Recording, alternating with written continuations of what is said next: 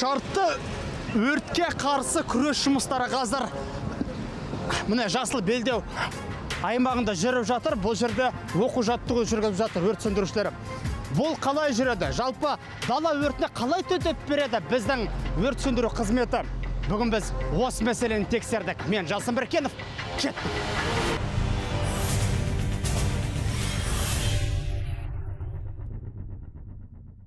Күннің жылыған уақытында адамдардың демалуы болады. Сол демалысқа шыққан кезде жаңағы демалған адамдар өрт қауіпсіздігін көбінесе сақтамайды.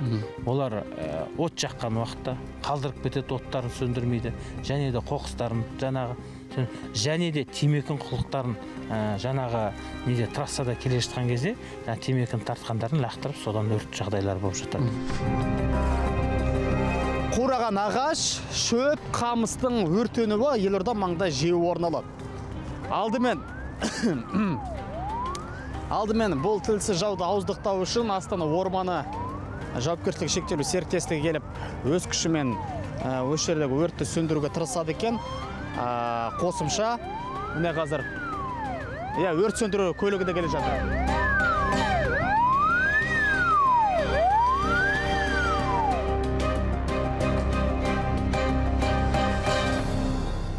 Нұр-Сұлтан қаласында 6 топ құрылған. 6 топ ол Астраханка, Софийский трассасы, және де Қарағанды трассасы, Қорғалжын трассасы, Қарқаралы трассасы, аэропорт аймағында, және де ипподром аймақтарында 6 топ құрылған. Ол топтың ішіне кіретіні бір өрт сөндіру машинасы бар, және де бір суарғыш машина тұрады. Гидранттағы су бітіп қалмас үшін өрт сөндіру көлігіндегі суды қайда? Міне Астана орманынан алады екен. Міне қараңыздар. Қосымша міне цистернадағы су өрт сөндіру көлігіне жіберіледі. Нұр-Сұлтан қаласында 10 мұнара орналастырылған.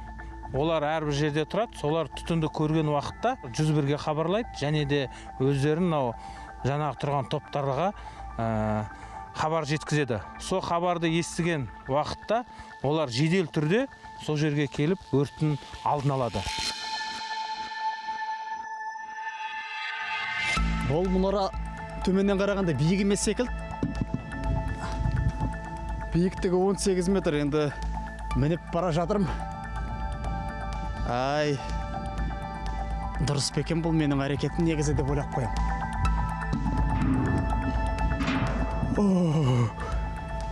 Жасадым, көтерілдім. Ал енді қалай көтерілдім баға? Артқа бұрылма.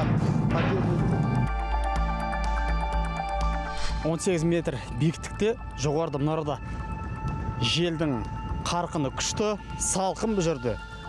Тонбайсыздар ма? Шыдаймыз. Жұмыс сондай дейміз? Жұмыс сондай, иә. Бұл мұнарада адам күні бойы уақыт демалмай тұра бере ме? Жоқ, бұлар айтып отырмын ғой, 8 сағат сайын ауысады. Жоқ, сол 8 сағат сайын осы мұнараның үстінде тұра бере ме? Жоқ, 8 сағат емес, олар түседі, жүреді, олардың несі. Өз уақыттары бар, кісілер келеді, ауыстырады, если не болса. Мобильдік. Олар мұнараның өзінде тұрады, қарайды, осындай соң түсіп, жаңағы мобильдік ауысып тұрады бұл. Мына жердегі міндетіңіз қандай?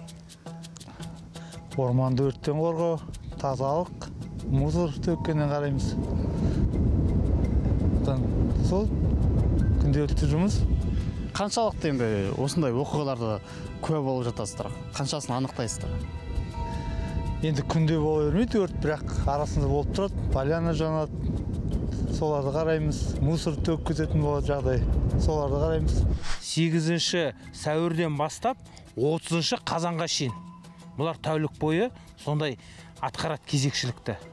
Бұлардың міндеті өртті осы жасыл аймаққа жібермеу міндет. Даладағы жанған құрғақ шөптер, және де ағаштар, және де қалған қалдықтар, соларды өрт болған жағдайда жасыл аймақта алып қалу. Дайте скотч срочно. Скотч есть? Скотч. Есть у вас, я знаю. Здесь все должно быть. Таңғалықты әзірлену керек.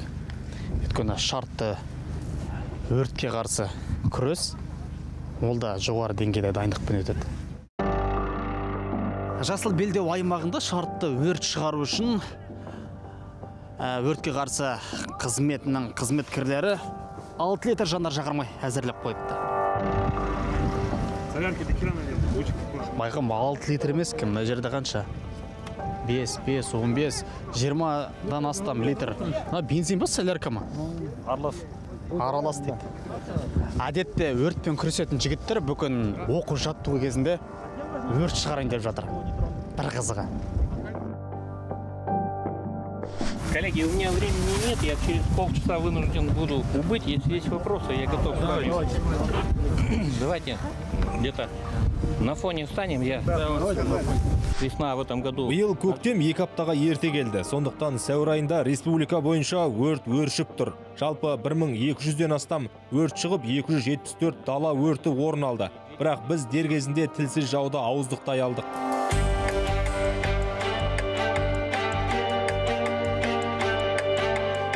Дала өртін ауыздықтау үшін ең алдымен мына жерге орманшылар келіп трактормен айналаны жыртып жүреді екен. Өйткені тезірек таралып кетпеу үшін жалынның. Содан кейін міне орманшылар өз күшімен су әкелетінің көрінеді, мынандай бөшкелермен. При скорости ветра 15-20. Егер желдің жылдамдығы секундына 15-20 метр болса, онда дала өртінің аумағы әр минут сайын 250 метрге дейін артып отырады. Сондықтан табиғи өрт өте қауіпті. Өртті арға таралмау үшін ылғалдандырып, суды жел арқылы қатты жылдамдықпен Қолдан жел жасап жатсыздар ғой, иә? Сосын шашырап атқан су жан-жаққа таралады, иә? Жоқ, су біз ылғалдандырамыз. Мына жерден өртті бері қарай таралдырмау үшін орманды ылғалдандырамыз. Бұл жердегі басты мақсат дала өрті ары қарай өршіп кетпеу үшін, мынау орманға қарай кетпеу үшін, мынау жан-жақта орманның маңайын ылғандырып жатыр. Сандарды сөйлетсек, статистика қандай? Енді былтырға қарағанда биылғы далада болған өрттің саны 2 есеге өсіп отыр. 2018 жылы мысалы 35 өрт болса, биыл осы қазіргі уақытқа шейін 55 өрт болып отыр. Даладағы жаңағы болып жатқан. Әлі жаз басталып үлгерген жоқ қой. Енді бұл өрттің жағдайлары әр себептер айтып жатырмын ғой сол. Себептері сол әрбір адамның міндеті сақтау өрт қауіпсіздігін.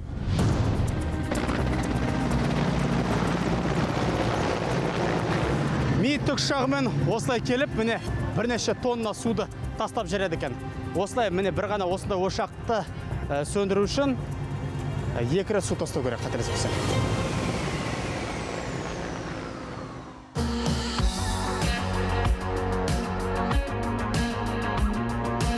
Білікті мамандар дайындау үшін ол біріншіден осындай жас үйірмелерден бастау керек. Бүгінгі күні біздің департаментті осы бағытта үлкен жұмыс жүргізіп жатыр, кадр бөлімімен бірге. Және де біз осы өткізіп жатқан қалалық аудандық жарыстарда жастар арасында үгіттеп насихаттау жұмыстарын жүргіземіз. Енді осындай шара арқылы біз өзіміздің қызметімізге мамандар келуіне біз ықпалын жеткізуге бар күшін салып жатырмыз. Ердәулет, сен мынау құтқарушы, өрт сөндіруші мамандығына қызығасың ба? Жоқ. Енді келдің мұнда? Мектепті қорғау үшін. Ерте мектепті оқуды бітіргеннен кейін қалай? Әрине, егер де ондай жағдайлар болып тұрса, көмектесуге дайынбыз ғой, бірақ қызығушылық басқа. Нұржан, сен мынау құтқарушы, өрт сөндіруші мамандығына қызығасың ба? Честно сказать, нет. Енді келдің мұнда? Флешмоб өзімнің командамды поддержать. Бізде қазір бір 160-қа жуық қызметкерлер керек. Оны күнделікті біздің кадр бөліммен арнайы ақпараттарға материалдар беріп, осындай қызметке бізге жұмысқа келсін деп.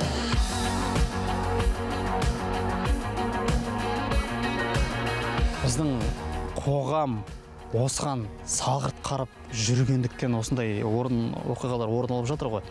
Сонда біздің мәдениетіміз түзелмей келе жатыр деген сөз бе? Егер де өрттің саны көбейіп келе жатса.